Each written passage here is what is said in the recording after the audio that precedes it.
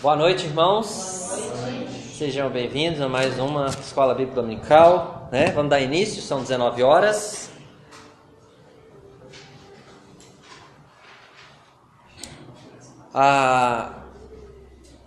Aqueles que já estão acostumados conosco, nós temos estudado então o livro de Atos dos Apóstolos, né?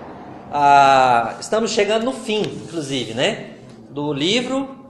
Nós já falamos, né? Temos dito aqui, temos ensinado que o livro de Atos, ele basicamente fala da pregação do Evangelho no mundo, não é? Começando em Jerusalém, na capital de Israel, na principal cidade dos judeus, né? Então, os primeiros 7 capítulos, eles concentram a pregação do Evangelho na cidade de Jerusalém, ok?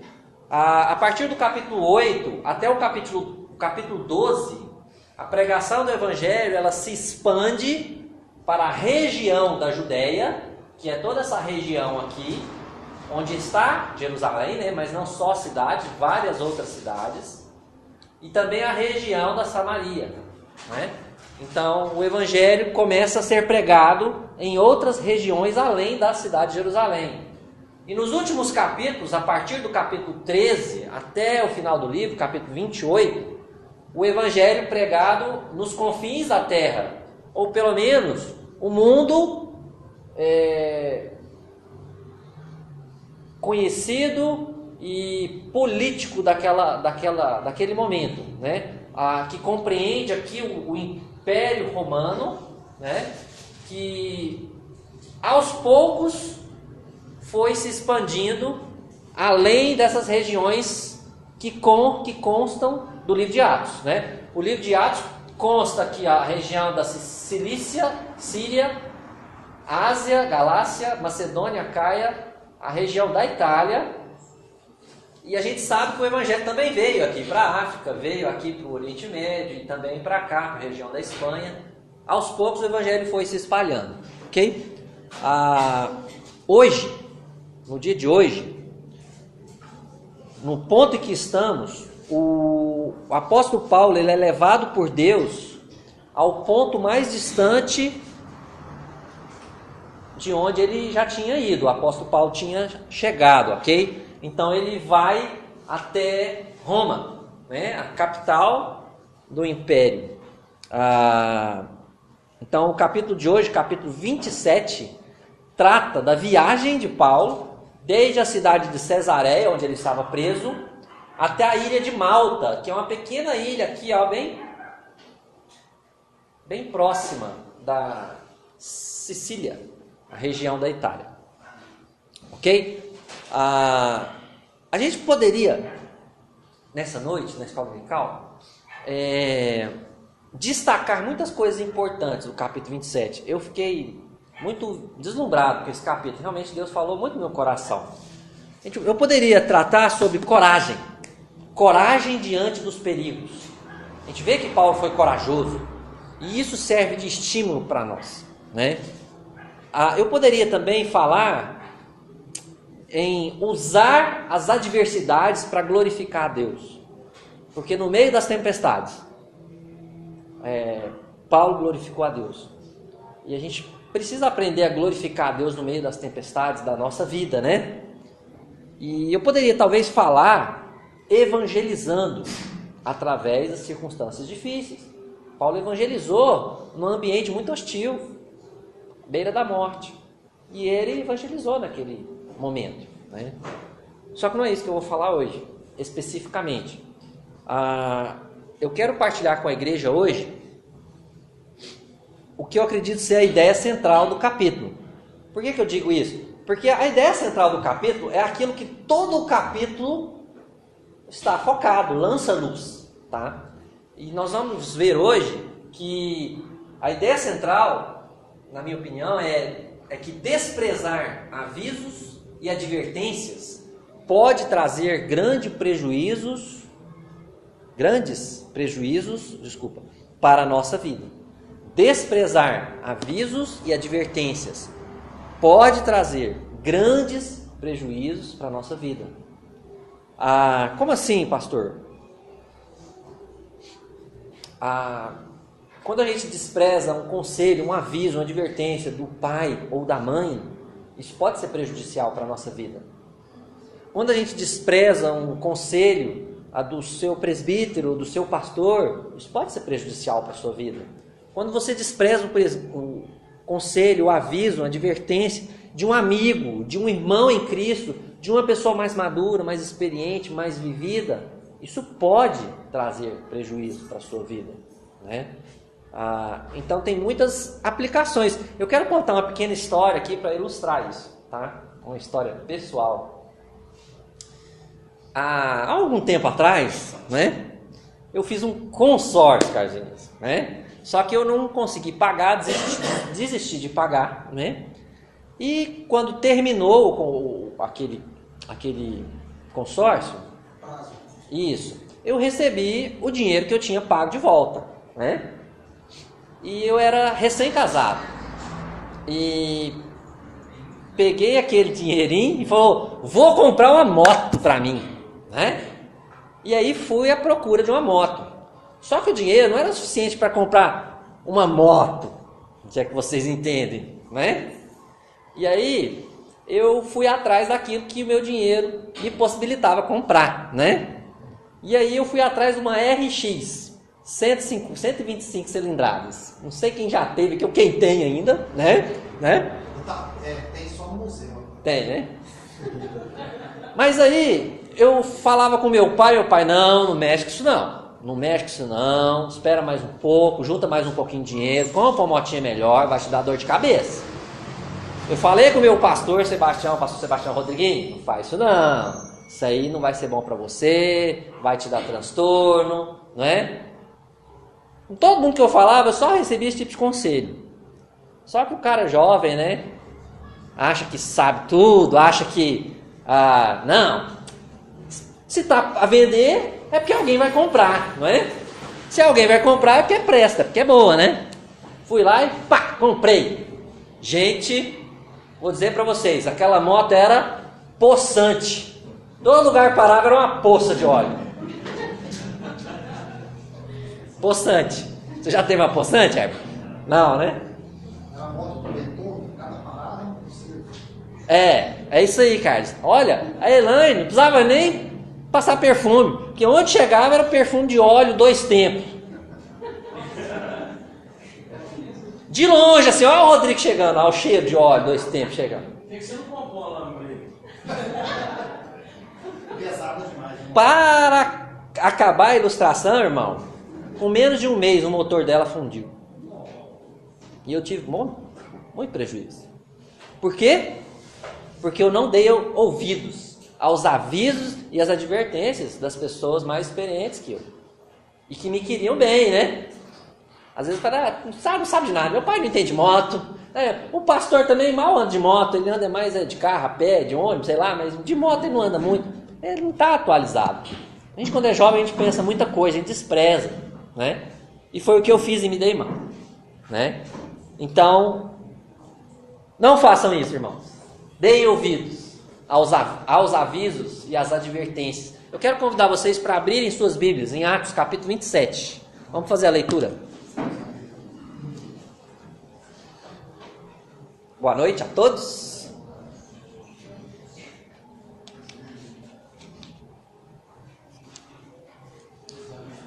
Tá com você? Nossa, capturaram aqui. Então vamos lá. Amém? Todos aí? Atos 27? Vou fazer a leitura, hein? Quando foi decidido que navegássemos para a Itália, entregaram Paulo e alguns outros presos a um centurião chamado Júlio, da coorte italiana, imperial. Embarcando num navio adramitino, que estava de partida para costear a Ásia, fizemos-nos ao mar, indo conosco Aristarco, macedônio de Tessalônica. Vocês percebem quanta atenção Lucas dá aos nomes, às localizações? O Lucas é muito detalhista, tá? Vamos prosseguir. Versículo 3.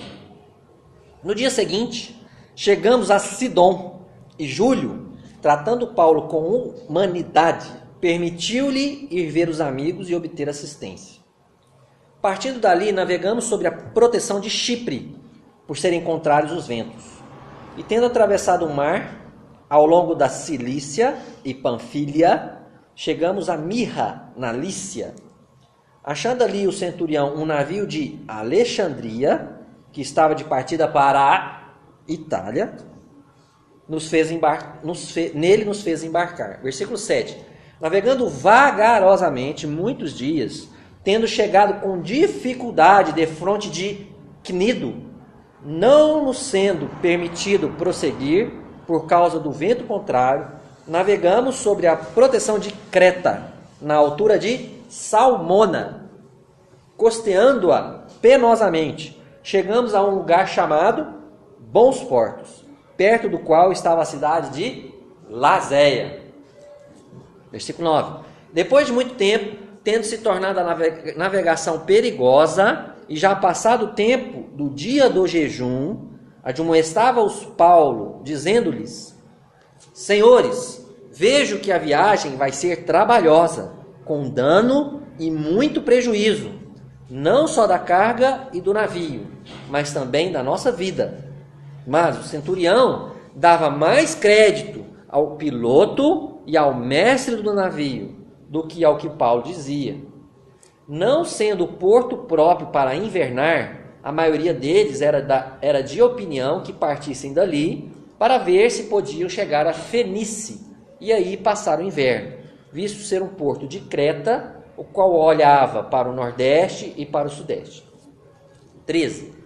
Soprando brandamente o vento sul, e pensando eles ter alcançado o que desejavam, levantaram âncora e foram costeando mais de perto a ilha de Creta. Entretanto, não muito tempo depois, desencadeou-se do lado da ilha um tufão de vento, chamado Euroaquilão. Gente, até o nome do tufão Lucas deixou registrado, hein? E sendo o navio arrastado com violência, sem poder resistir ao vento, cessamos a manobra e nos fomos deixando levar, passando sob a proteção de uma ilhota chamada Cauda. A custo conseguimos recolher o bote. E levantando este, usaram de todos os meios para cingir o navio, e temendo que dessem na Sirte, arriaram os aparelhos e foram ao léu. Açoitados severamente pela tormenta, no dia seguinte já aliviaram o navio. E ao terceiro dia, nós mesmos, com as próprias mãos, lançamos ao mar a armação do navio. E não aparecendo havia já alguns dias, nem sol, nem estrelas, caindo sobre nós grande tempestade, dissipou-se afinal toda a esperança de salvamento. 21. Havendo todos estado muito tempo sem comer, Paulo, pondo-se em pé no meio deles, disse: Senhores, na verdade era preciso terem me atendido e não partir de Creta, para evitar este dano e perda. Mas já agora vos aconselho bom ânimo, porque nenhuma vida se perderá de entre vós, mas somente o navio. Porque esta mesma noite, um anjo de Deus, de quem eu sou e a quem sirvo, esteve comigo, dizendo: Paulo, não temas, é preciso que compareças perante César. E eis que Deus, por sua graça, te deu todos quantos navegam contigo. Portanto, senhores, tende bom ânimo, pois eu confio em Deus, que sucederá do modo por que me foi dito. Porém, é necessário que vamos dar a uma ilha. 27.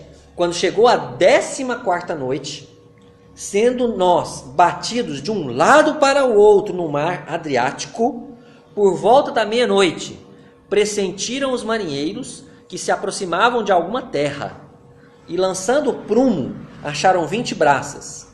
Passando um pouco mais adiante, tornando a lançar o prumo, acharam 15 braças.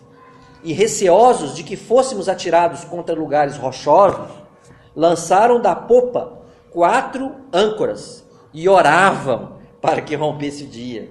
30. Procurando os marinheiros fugir do navio e tendo arriado o bote no mar, a pretexto de que estavam para largar âncoras na proa, da proa, disse Paulo ao centurião e aos soldados: se estes não permanecerem a bordo, vós não podereis salvar-vos. Então os soldados cortaram os cabos do bote e o deixaram afastar-se. Enquanto amanhecia, Paulo rogava a todos que se alimentassem, dizendo: hoje é o 14º dia em que, esperando, estáis sem comer, nada tendo provado. 34. Eu os rogo que comais alguma coisa, porque disso depende a vossa segurança, pois nenhum de vós perderá nem mesmo um fio de cabelo. Tendo dito isso, tomando um pão, deu graças a Deus na presença de todos, e depois de o partir, começou a comer. Todos cobraram ânimo e se puseram também a comer. Estávamos no navio 276 pessoas ao todo. Mais um detalhe importante. 38. Refeitos com a comida, aliviaram o navio lançando o trigo ao mar.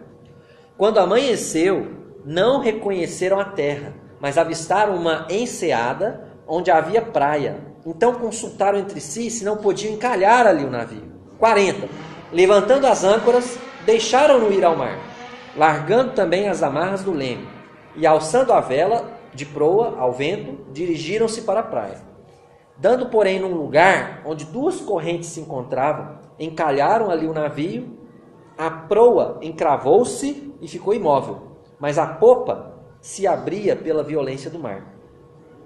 O parecer dos soldados era que matassem os presos, para que nenhum deles, nadando, fugisse.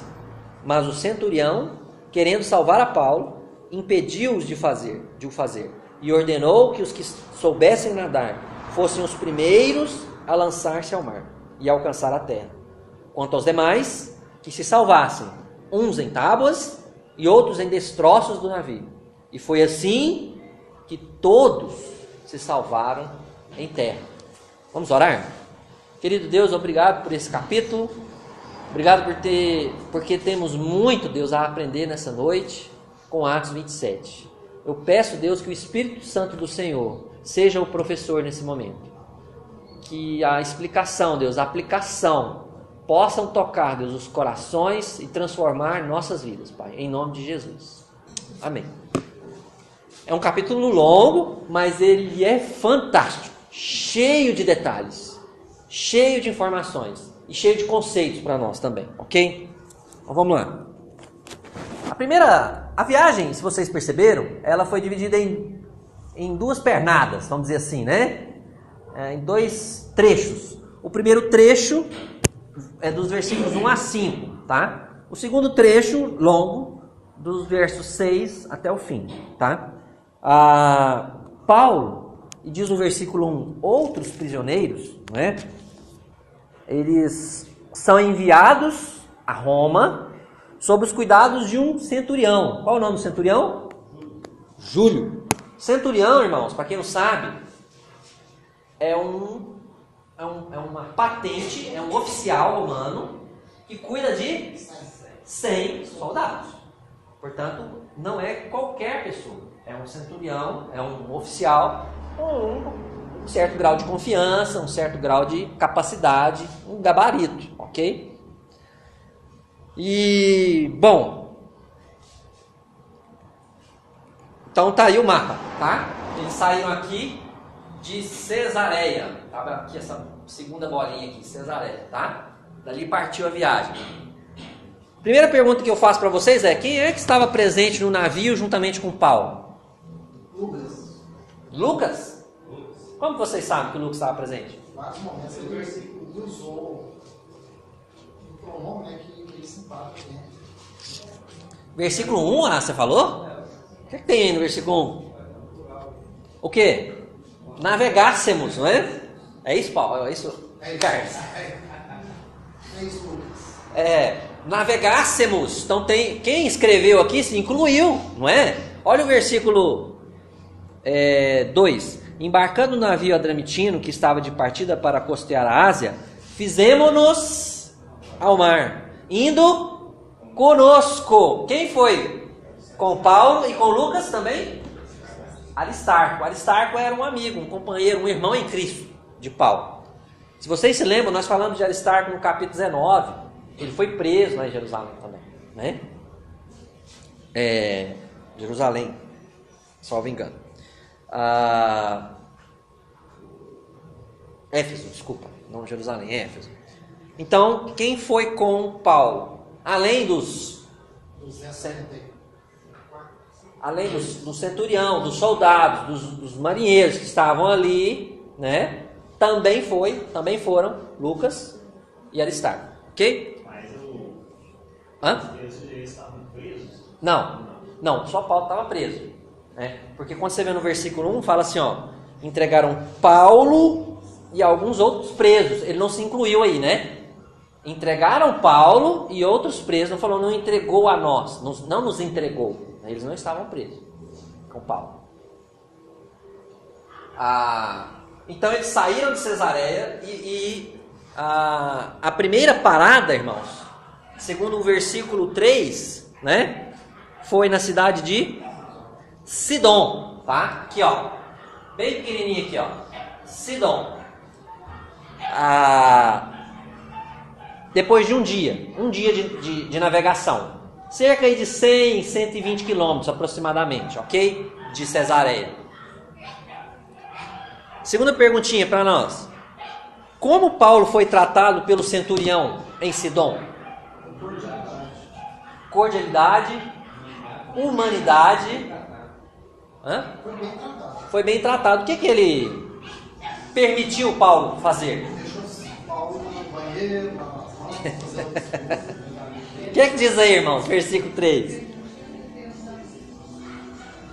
Alguém lê para mim bem forte. No dia seguinte, chegando a Sidom, e Júlio, tratando Paulo com humanidade, permitiu ir ver os amigos e obter assistência. Tem certas épocas do ano que alguns presos ganham um benefício. Você sabe o nome desse benefício? Indulto, né? Saidão. Pode ser dia das mães, dia dos pais, Páscoa, Natal, Ano Novo, tem vários, né? Então, entre aspas aqui, Paulo ganhou um indulto. Ele ganhou uma liberação, a gente não sabe se ele levou um soldado juntamente com Paulo ou não, mas o que a gente sabe é que Paulo foi estar com os amigos. Muito provavelmente, irmãos em Cristo, não é? Que deram assistência para Paulo, não é? Então, o centurião tratou Paulo de maneira especial, né? Como vocês falaram, permitindo que saísse e visitasse seus amigos, recebendo assistência. Então estamos aqui em Sidom, ok? Depois disso, eles prosseguiram viagem. Qual foi a primeira observação, irmãos, feita por Lucas sobre o clima e as condições de viagem? Aonde está isso, Horácio? Lê para mim, irmão, versículo 4. Lê para mim, por gentileza. Partindo dali, navegando sob a proteção de Chipre, por serem contrários ao vento.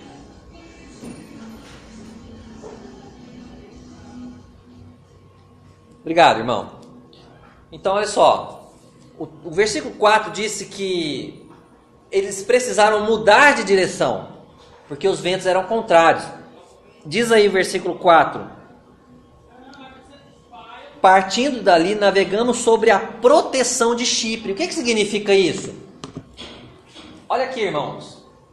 Chipre é essa ilha, ok? Eles contornaram a ilha, talvez não tão longe igual está esse desenho aqui, mas um pouco próxima à ilha, para evitar que o vento atrapalhasse a viagem, né? Então, quando diz aí o texto que eles navegaram sobre a proteção de Chipre, a proteção do vento.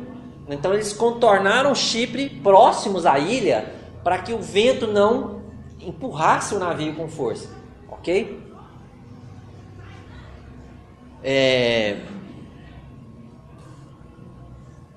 Então, a primeira parte da viagem chega ao fim. Aonde que é a cidade aqui, ó?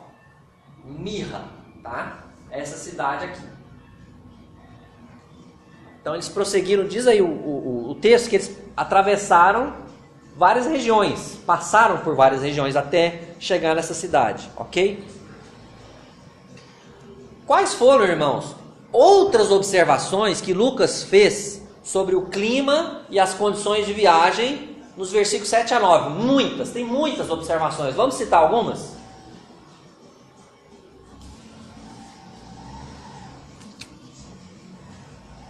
Antes disso, deixa eu dizer uma coisa aqui, eu pulei uma coisa.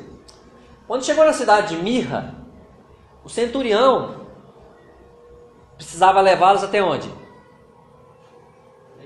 Até Itália, até Roma, não é? Então ele procurou um outro navio que fosse aquela região, que aquele navio ele só ia até ali e ia voltar, não é? Então eles procuraram uma outra embarcação que fosse ao destino que ele queria, né? Aquele navio não ia, senão ele tinha continuado naquele navio, não tinha por que trocar, né? Então, o que aconteceu? Ele achou um outro navio e colocou todos os presos naquele navio, juntamente com ele. E agora sim, quais foram as observações que o autor aí fez sobre o clima e as condições de viagem? Isso é muito importante para a nossa aula.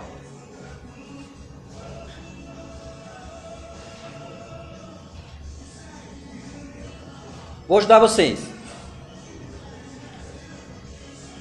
Versículo 7. Navegando.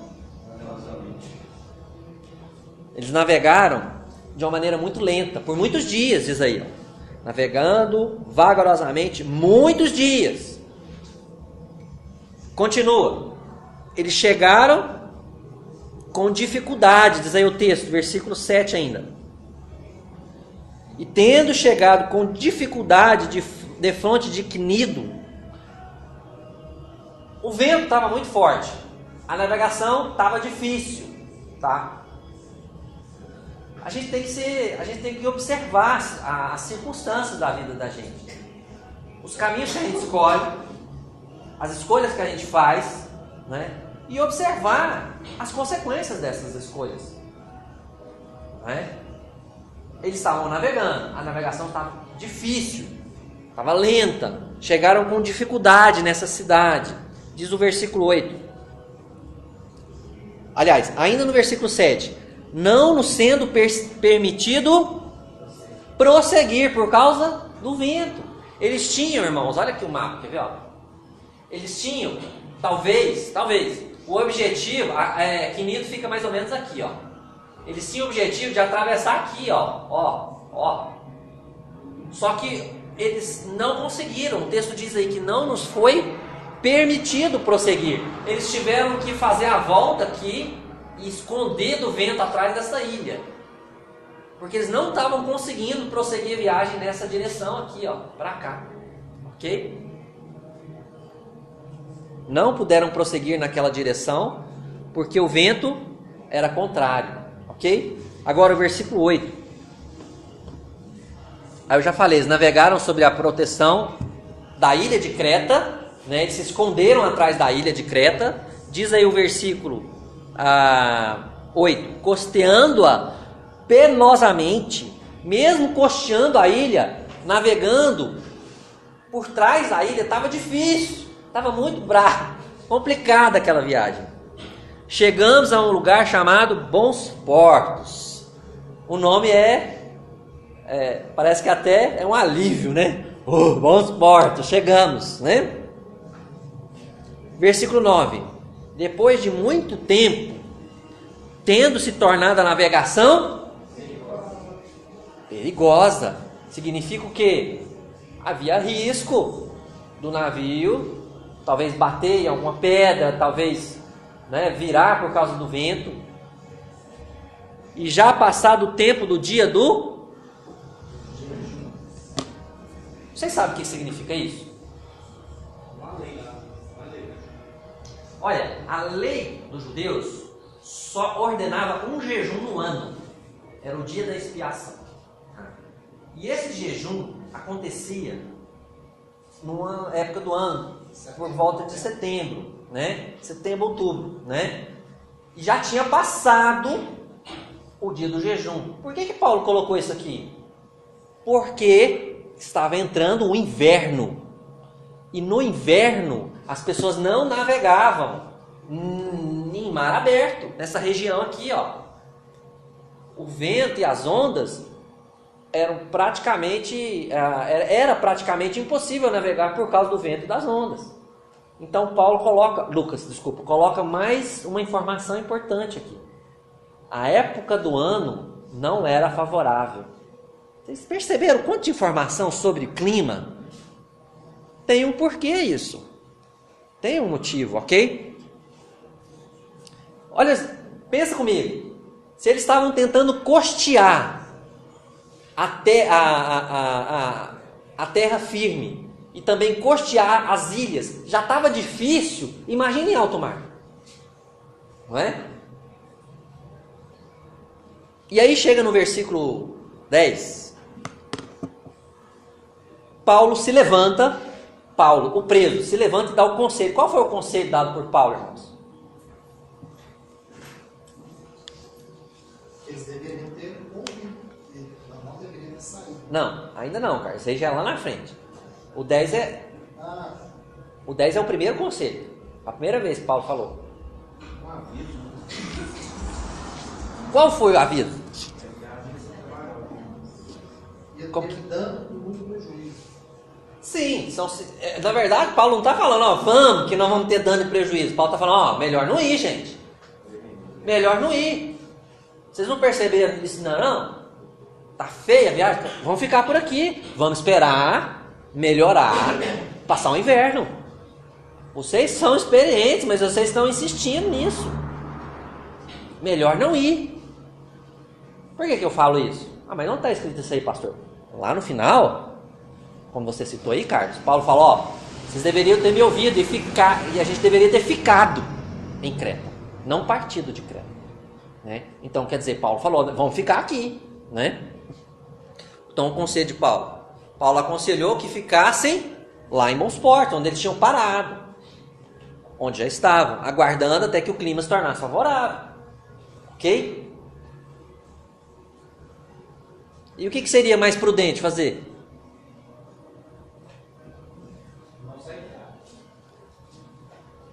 Você é pescadora? Mas você já pescou em alto mar? Não, alto mar não, mas você deveria assim, menos proporção, mas podemos falar que a gente esconde atrás do azeite para fazer comer. Tem certa época do ano que é mais perigoso, não é verdade?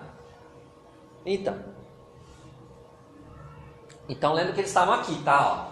Ó, Lazéia, Monsport fica próximo, perto a cidade de Lazéia. Eles estavam aqui. E o que o centurião, como o centurião reagiu aos avisos e advertências de Paulo e também às circunstâncias climáticas? Como que ele reagiu? Qual foi a decisão dele? Ignorou o conselho de Paulo e também a condição climática. Qual foi a decisão dele? Ouviu, dá crédito ao piloto. Continuar, dar crédito ao piloto e ao mestre, que seria o dono do navio, né? Tinha o dono do navio, tinha o piloto e tinha o centurião, que por ser oficial romano, ele que mandava.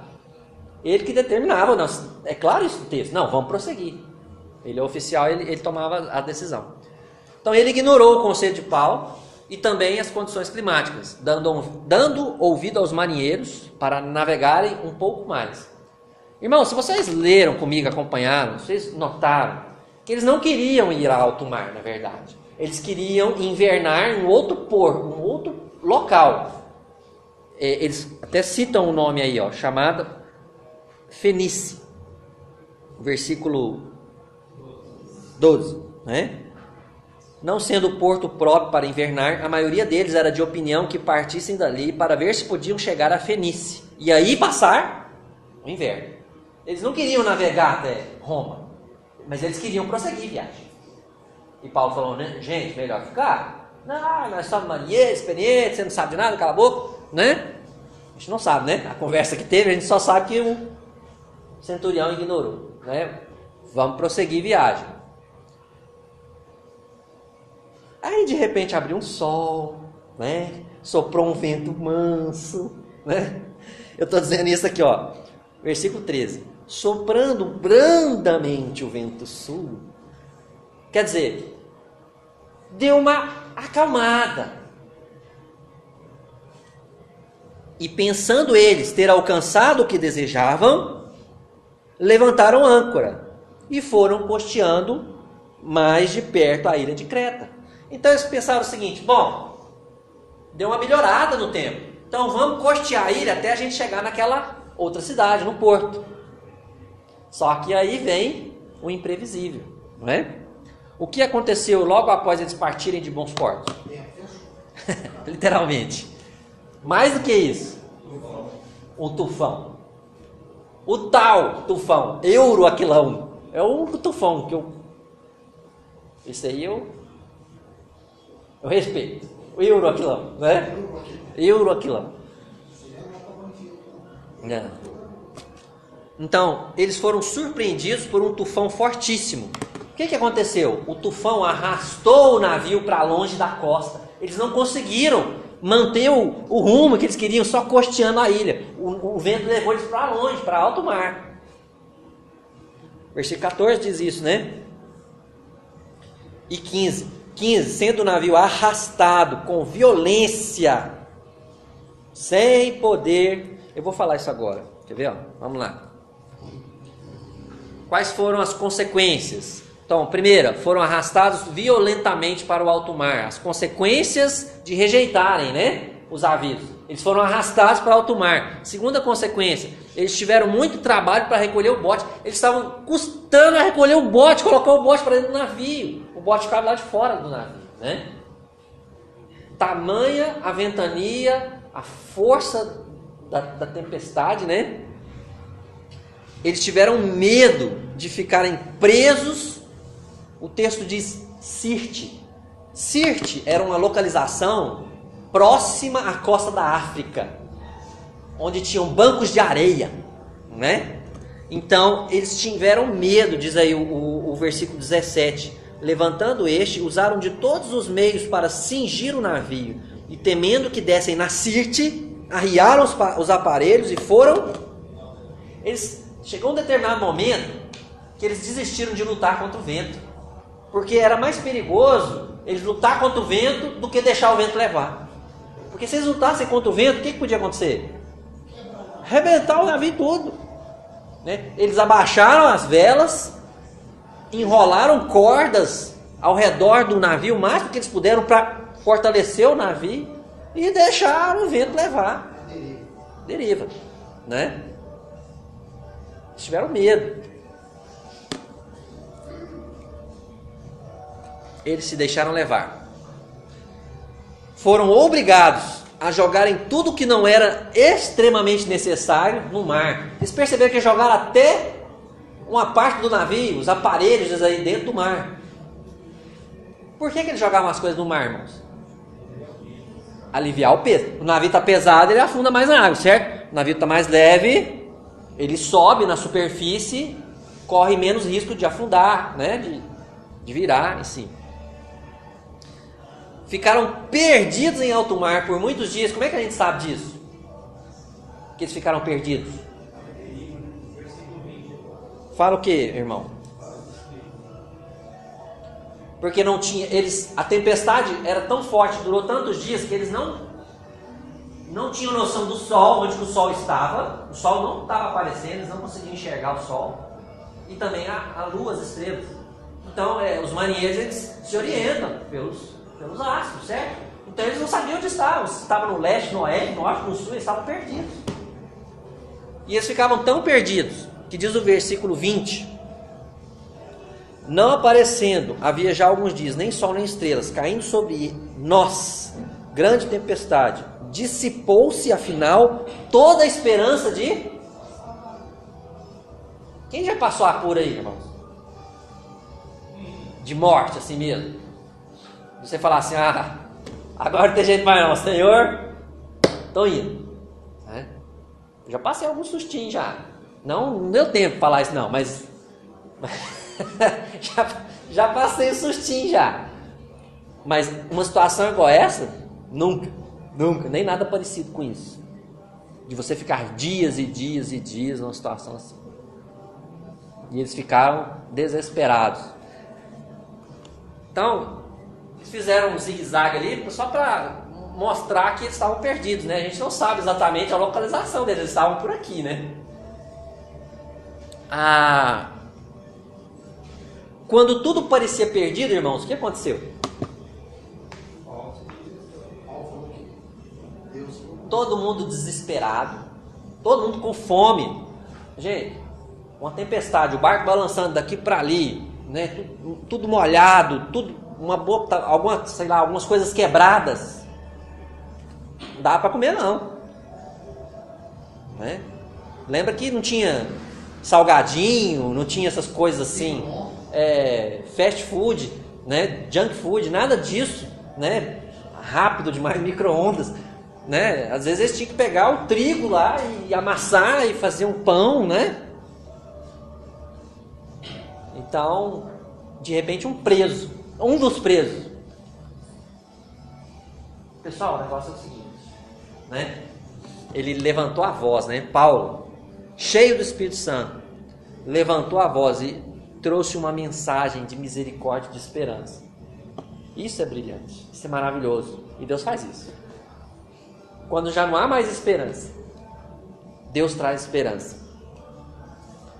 Deus muitas vezes, irmãos, permite que nós, ou que os homens, cheguem ao limite, o limite das suas vidas, para mostrar a esses homens os seus erros, para mostrar a nós, talvez, os nossos erros, o nosso egoísmo, a nossa incredulidade. E aí, depois disso, Deus traz uma mensagem de salvação, uma mensagem de esperança. Ele pode estar fazendo isso hoje na sua vida, eu não sei. Mas ele pode estar deixando você, às vezes, em alto mar, à deriva. Para que você olhe para Deus e fale: Deus, eu preciso do Senhor. E Deus, às vezes, Ele quer usar os seus servos. Já parou para perguntar por que a minha vida está uma tempestade? Por que eu estou fazendo essa tempestade, Senhor? Eu não sou teu servo. Deus quer te usar, irmão, na vida de outras pessoas que estão passando essa mesma tempestade. Deus quer que você seja luz, que você traga uma mensagem de salvação, de esperança no meio da tempestade. Uma coisa que me emocionou muito é o versículo 24, dizendo: Paulo, não temas, é preciso que compareças perante César. Essa foi a mensagem do anjo para Paulo, né? É preciso que compareças perante César. E eis que Deus, por sua graça, te deu todos quantos navegam contigo. Que mensagem é essa, irmãos? Olha, Paulo, Deus te deu essas pessoas. Essas pessoas só vão ser salvas, Paulo, porque você vai ser salvo.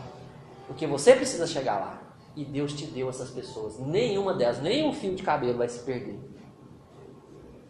Você já pensou que Deus está guardando a vida de certas pessoas por sua causa? Porque você precisa falar do Evangelho para essas pessoas. Você precisa trazer uma mensagem de esperança, de salvação. Talvez essas pessoas vão morrer na tempestade, mas elas vão se converter antes disso. Porque você está ali para trazer uma mensagem de esperança. Já pensou como tudo isso é brilhante? Como Deus faz as coisas perfeitas? Não é? 276 pessoas, Lucas fez questão de registrar, foram salvas. Segundo os versículos 29 e 30, como estava o coração das pessoas, mesmo depois do que Paulo falou? Receosos, Mário. O que diz aí? Alguém lê para mim 29 e 30, por favor? Receosos, postos atirados contra lugares rochosos, lançaram da popa 4 âncoras e oravam para que rompesse o dia. Procurando os marinheiros fugir do navio, e tendo aviado o bote no mar, a pretexto de que estavam para largar a âncora da proa. Está morrendo Eles estavam se derretendo de medo, irmão. A mensagem de esperança foi ótima, mas eles continuaram com medo. Olha só. Diz aí que eles lançaram as âncoras e oravam para amanhecer o dia. Ai, Deus, amanhece logo. Tinham medo da morte Eles estavam desesperados, clamando pelo amanhecer, né, pela manhã. E ainda no versículo 30, alguns queriam o quê?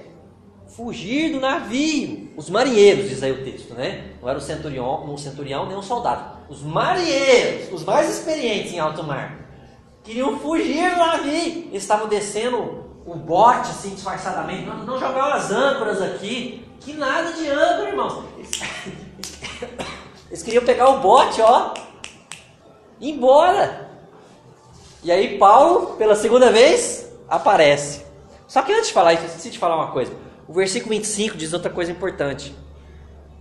Depois que Paulo diz o que o anjo falou para ele, Paulo diz o seguinte: portanto, senhores, tende bom ânimo, pois eu confio em Deus, que sucederá do modo por que me foi. O que Paulo disse aqui, irmãos? O que Deus diz, o que Deus promete, Ele cumpre. Tenham bom ânimo, vocês não vão morrer, eu não vou morrer. Se Deus prometeu, Ele vai cumprir. Mas eles estavam preocupados com a morte, né? Incrédulos, né? E aí Paulo falou no versículo 31, né? Disse Paulo ao centurião e aos soldados, centurião e aos soldados: se estes, os marinheiros que estavam querendo fugir, se estes não permanecerem a bordo, vocês não vão poder se salvar, não. Aí, qual foi a decisão do centurião e do soldado diante do segundo aviso de Paulo? Eles rejeitaram, eles ignoraram o aviso de Paulo agora? Opa, agora não.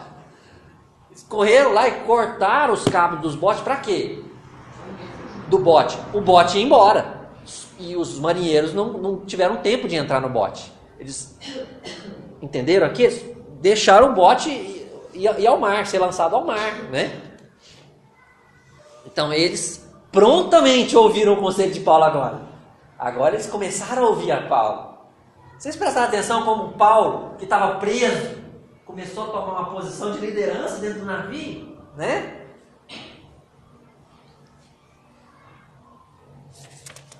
Cadê? Como todos reagiram ao terceiro conselho de Paulo? Lá no versículo 32, 33. Paulo, pessoal, nós tem 14 dias que nós estamos aqui no meio dessa tempestade. Não é 14 dias desde que saiu lá de Cesareia, não. 14 dias que eles estavam na tempestade, não é? A tormenta. E nesses 14 dias ninguém não comeu nada. Então, vamos comer, vamos refazer as nossas forças, porque não acabou ainda não. É? Disso depende a vossa segurança. Vocês precisam estar saudáveis, fortes, firmes, porque não acabou ainda não. Né? E aí ele deu graças, agradeceu a Deus pelo alimento, partiu o pão, começou a comer. E como os demais reagiram dessa vez? Opa! Vamos comer também, né? Vamos comer. E interessante que o texto fala agora todos, versículo 36, não é? Todos, olha que legal, todos cobraram ânimo e se puseram também a comer. Não é? Está acabando, irmãos. Todos ouviram a advertência de Paulo e passaram a se alimentar. Então, aqui ó, o navio chegou perto dessa ilha chamada Malta. Tá? Essa ilha existe até hoje. Na verdade é um país hoje. Faz parte da União Europeia, do bloco europeu, e também tem representante das Nações Unidas. É um país até importante, muito bom.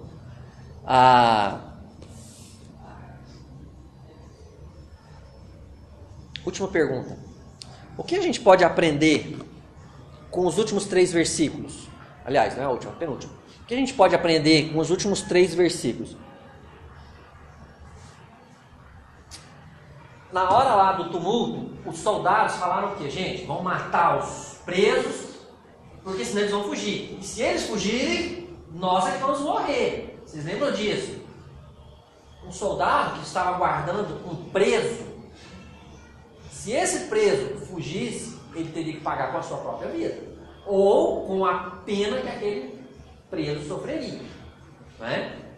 Então eles só vão matar todo mundo. Mas aí quem falou, não, vocês vão matar ninguém não? O Júlio. De novo, Deus usou um incrédulo, lembra que eu falei isso já? Deus usou um incrédulo 2 vezes para abençoar Paulo. Não é? Alguém que era um centurião que estava ali a trabalho, para levar ele preso, né? Deus guarda a vida dos seus eleitos. Deus cumpre os seus propósitos. Deus fez isso com Paulo, tá? O que Deus promete, Deus cumpre. O último versículo diz, o último trecho, a última frase. E foi assim que Paulo foi... É isso que está escrito aí, irmãos? Que todos se salvaram em terra. Deus prometeu, Deus cumpriu, ok? Então, o que a gente pode aprender com o capítulo de hoje, ok? Desprezar avisos e advertências pode trazer grande prejuízo para a nossa vida, para a sua vida. Não faça como aquele jovem que rejeitou o aviso dos seus amigos, dos seus familiares, do seu pastor e comprou aquela RX 125. E desiste antes para vender. Eu sei que tem. Ricardo, Irmãos, eu vou deixar para uma outra ocasião, mas eu tenho muito caso engraçado sobre essa RX para contar para vocês. Hoje é engraçado, tá? Mas naquela época eu chorei, eu falava, Senhor, me perdoa, Senhor, tem misericórdia de mim. Que burrada é essa que eu fiz, Senhor? Não dá tempo de eu contar, depois eu conto. Irmãos, ouça, dê ouvidos aos avisos e advertências que você recebe. Olha, tem jovens aqui, não são só 2, não, nem 3. Nós temos pais ainda. Nós que somos adultos e moramos longe dos nossos pais, nós temos pais. Nem todos têm, mas muitos aqui têm pais. Olha, faz muito bem ouvir o conselho dos pais. Provérbios ensina isso, né? É lógico que nós temos que ouvir a palavra de Deus sobre todas as coisas, né? Mas dê ouvidos aos avisos e às advertências que vocês recebem. Não ache que você é melhor que os outros, que você sabe de tudo, que você é bom demais. Não faça igual aquele rapaz, irmãos. Aceite e aplique em sua vida as advertências da palavra de Deus. Os avisos claros de Deus estão aqui. Olha, já vou adiantar para vocês. Depois de Atos, nós vamos estudar o que a Bíblia diz que vai acontecer no futuro. Os avisos e as advertências de Deus sobre o futuro. Ouça. Esteja preparado. Jesus pode voltar agora, a qualquer momento. Ok? E por último, Deus sempre cumpre aquilo que Ele conheça as promessas de Deus. Se agarre nas promessas de Deus. Sucesso, vai ser sucesso. Já viu aquela frase? Cola em mim que é sucesso. Cola na palavra de Deus. Se agarra às promessas de Deus. Você vai desfrutar de muitas bênçãos. Talvez em meio a tempestades. Mas você vai superar a tempestade. Vamos orar? Querido Deus, muito obrigado pelo capítulo de hoje cheio de aplicações, Deus. Mas essencialmente, porque Ele nos ensina a dar ouvidos às advertências, Pai. Aquelas pessoas sofreram muito. Talvez algumas delas levaram sequelas para o resto da sua vida, daquela terrível viagem. Eu não sei, Deus, talvez alguns nunca mais quiseram voltar para o mar, porque isso acontece com o ser humano. Porque não quiseram dar ouvidos, Pai, às advertências. Ó Deus, não deixe isso acontecer com a gente. Não deixe acontecer comigo, Deus, com a minha família, com essa igreja amada. Ajuda-nos, Deus, a ouvir o que o Senhor diz na sua palavra e obedecer.